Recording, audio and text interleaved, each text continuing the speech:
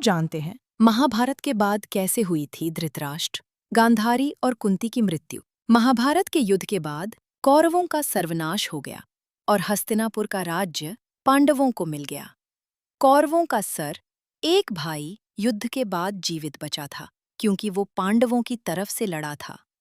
लेकिन वंश के समाप्त हो जाने के बाद भी धृतराष्ट्र और गांधारी को अपने आगे का जीवन जीना था। पर क्या आप जानते हैं कि उनका आखिरी समय कैसा बीता और कुंती भी अपने आखिरी समय में कैसे मृत्यु को प्राप्त हुईं? चलिए जानते हैं। महाभारत के युद्ध के बाद जब पांडवों की जीत हुई तो क्रोध में गांधारी में जहां श्री कृष्ण को वंश नाश का श्राप दे दिया था, वहीं पुत्रों के मौत के दुख में डूबे धृतराष्ट्र ने भीम को मारने का प्रयास किया था। भीम ने जिस तरह से दुर्योधन के रक्त से द्रौपदी के बाल धुलवाकर अपना वचन पूरा किया था, उसके बाद धृतराष्ट्र भीम से बहुत ही क्षुब्ध थे। युद्ध के बाद युधिष्ठिर को हस्तिनापुर का राजपाट मिला और उन्होंने कई वर्षों तक हस्तिनापुर पर राज भी किया। लेकिन कहते हैं कि भीम भी धृतराष्ट्र से बहुत अधिक प्रसन्न नहीं रहते थे और उन्हें ताना मारा करते थे। हालांकि पांडवों की माता कुंती धृतराष्ट्र और गांधारी का पूरा ध्यान रखती थी। एक दिन भीम के तानों से दुखी होकर धृतराष्ट्र और गांधारी ने वन में जाकर तप करने का निश्चय किया। ये सोचकर वे दोनों महल छोड़कर वन में चले गए।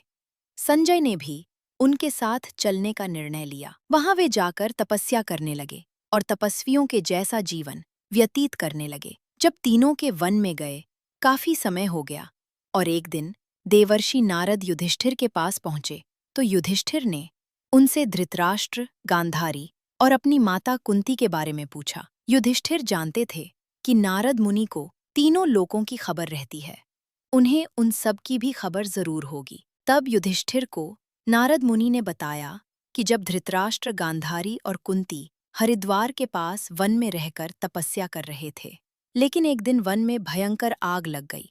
दुर्बलता की वजह से धृतराष्ट्र, गांधारी और कुंती भाग नहीं सके। तब उन्होंने उसी आग ने प्राण त्यागने का विचार किया और वहीं एकाग्रचित होकर बैठ गए। इस तरह धृतराष्ट्र, गांधारी और कुंती की मृत्यु हो गई।